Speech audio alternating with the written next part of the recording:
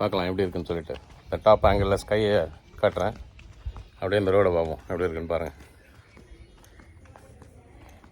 ஏதோ காலி மனை என்ன லெங்க் இருக்குது பாருங்கள்ல. பா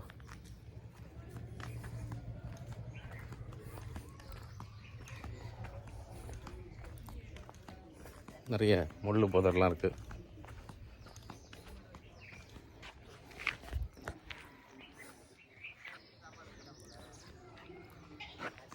நடுத்தெருவோட சதர்ன் சைடு வந்திருக்கோம். இங்கே ஸ்லைட் ஸ்லோப் இந்த ரோட்டில் தெரியுதா? ஸ்லோப் தெரியுதாங்க, ஒரு ஸ்லோப் தெரியுது பாருங்கள். மிடில் ஸ்ட்ரீட்னு சொல்லுவோம் அதை.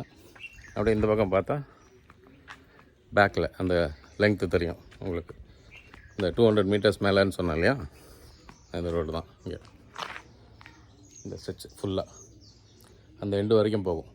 which means this Nadutheru is connecting the south street and the north street. This road runs north and south.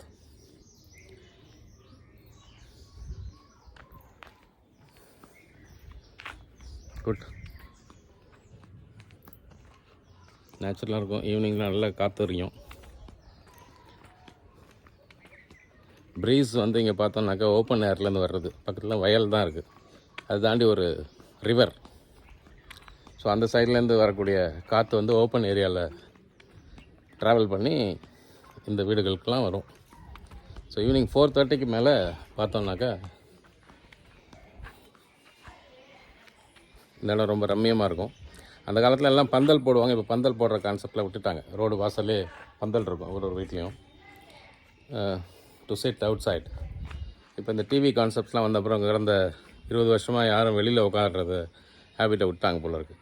பந்தல் போட்டு அந்த பந்தலில் கட்டில் போட்டு அந்த கட்டிலில் தான் உட்காருவோம் அந்த காலத்துலலாம். ஸோ இப்போது இந்த முழு ரோட்டில் ஒரு வீட்டில் கூட பந்தல் பார்க்க முடியல நம்மள. இந்த சைட்லையும் நார்தர்ன் சைட்லேயும் பார்க்க முடியல, இந்த சதர்ன் சைட்லேயும் பார்க்க முடியல. ஸோ அந்த பந்தல் போடுற கான்செப்ட்லாம் போயிட்டுருக்குது. People are just inside there houses, maybe with TV, engage with TV, AC kind of a thing.